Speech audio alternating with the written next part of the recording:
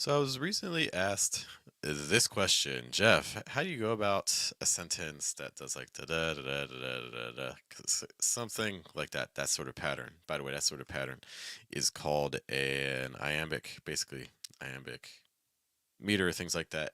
You hear it a lot in like poetry and stuff. And so I was kind of asking myself, so how can I teach this a little bit? And so today, that's what we're going to dive into. How can you use syllable stress across sentences in a way that sounds very, very natural? Good morning, good evening, good afternoon, guys. Welcome to your daily American English pronunciation show. Wake up, American. We are here Monday through Friday, typically around 8 a.m. We're a little early today just because I have a meeting. And talking about topics related to pronunciation to help you sound more natural in about 5 to 10 minutes a day, because that's what it takes. If you're serious about pronunciation, it means really trying to come, study pronunciation, focus for 10 minutes a day, 15 minutes a day, every day. And that's the part that is the most difficult, but this is how we can help you achieve that accent that you are really going for. To guide you in this process, there's me. Hello, my name is Jeff. It rhymes with breath. That's one of the four keys to a natural sound in American English, including placement, pitch, breath, and trying to weaken your consonant sounds. So, to get into our topic today about syllable stress, there's a couple quick things that we need to understand before we look at some longer sentence level examples. So, what we have here are some examples of words. These are four-syllable words. However, what we need to remember is that every word in English has one primary stress. There is one syllable that's going to receive the heaviest emphasis. And what a lot of students are doing is sometimes they're adding some stress in other places, which creates a word that sounds a lot less natural. Take a moment to just read these words to yourself, and then we're going to talk about them a little bit. I'm going to go astronaut, automobile, appetizer, benefactor, calculator, calibrating, dedicated. We have to be a little bit careful with these because there's a tendency for a lot of people who've learned English to add some extra stresses or maybe even change where the primary stress is. Hello to Milad. All of these words have something in common. I don't know if you noticed, but all of these words have a stress that falls on the first syllable. So our first word here, astronaut. And notice what happens. Our first syllable goes higher in pitch, ah, and then every single syllable after that is going to start to drop. Astronaut, astronaut.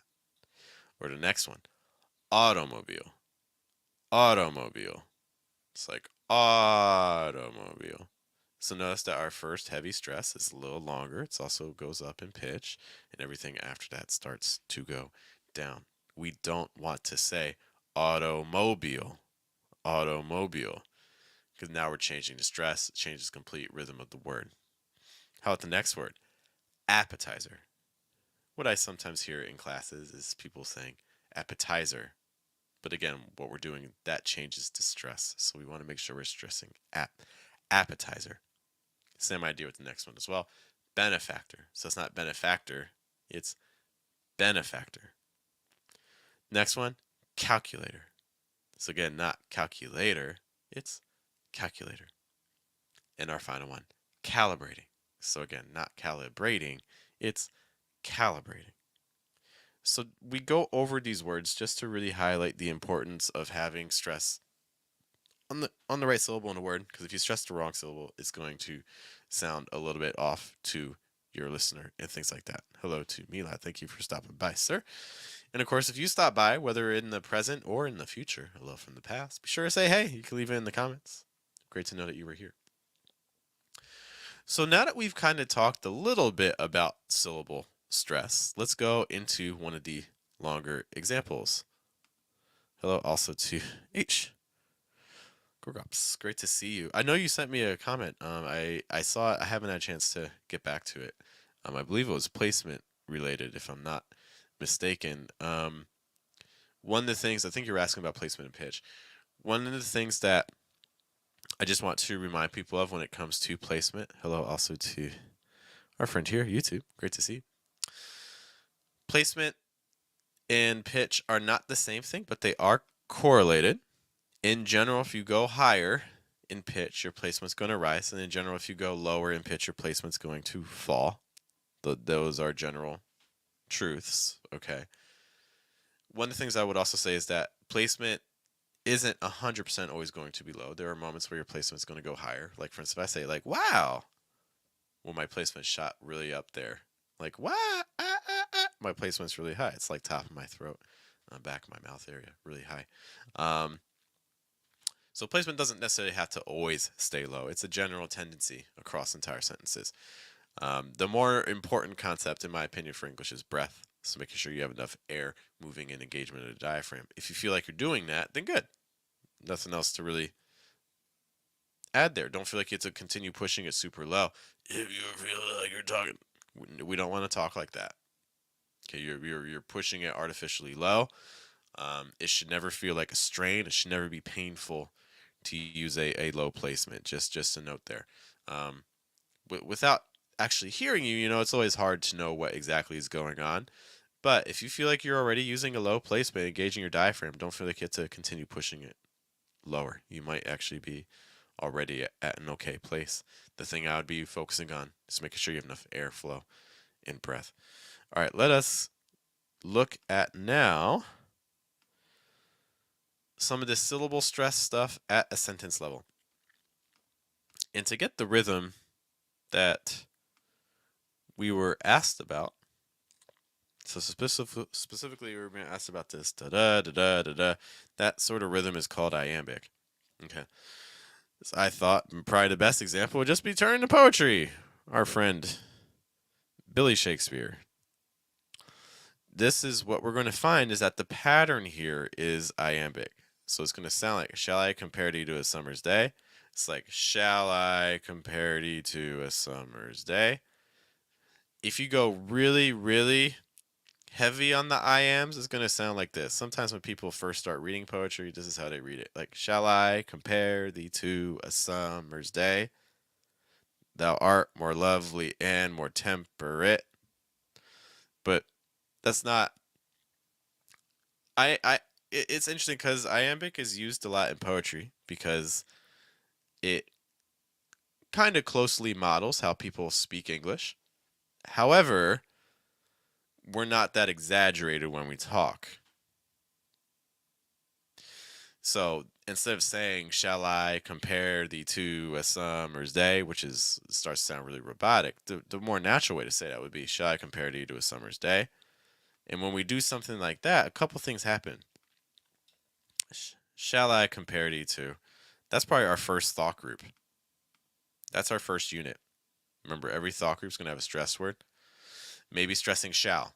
It's like, shall I compare thee to? And notice that everything after shall really starts to drop in pitch. Like, shall I compare thee to? And then we switch to maybe our second thought group. And let's say in the second thought group, we're going to stress day. Like, day, a summer's day. It's like, a summer's day. So the whole thing together, our first thought group, maybe a little higher pitch. Shall I compare thee to? Second thought group, a summer's day. Shall I compare thee to a summer's day? Shall I compare thee to a summer's day? So that would be a way that would have that da da da da da da da da rhythm, but how it actually sound a little bit more fluid and natural. Because you don't want to end up sounding like, shall I compare thee to a summer's day? Because no one talks like that. Same idea with the next one as well. So you don't want to say like, thou art more lovely and more temperate. The more natural way of saying that, thou art more lovely and more temperate. So maybe stressing lovely and maybe stressing temperate. So that first thought group, maybe ending on lovely. It's like, thou art more lovely. Thou art more lovely. Thou art more lovely. Notice again, thou art more, drop, drop, drop. Lovely. Thou art more lovely. And the next one, maybe go in higher pitch and more temperate. Thou art more lovely and more temperate. Or you go lower on your second thought group. Thou art more lovely and more temperate. So let's just kind of read those first two lines again in a way it sounds a little bit more natural We'll use the same thought groups we just did. Shall I compare thee to a summer's day? Thou art more lovely and more temperate. Shall I compare thee to a summer's day? Thou art more lovely and more temperate. All right, so those are just some quick suggestions there in terms of rhythms, iams, and things like that. You can do that with most of these lines. It's not always going to be perfect. Hello to Nina. So if we want to say the next one, it's like, rough winds do shake the darling buds of May. It's like, rough winds do shake the darling buds of May. In summer's lease hath all too short a date. In summer's lease hath all too short a date. Hopefully you're catching where my thought groups are when I'm stressing. Sometime too hot, the eye of heaven shines.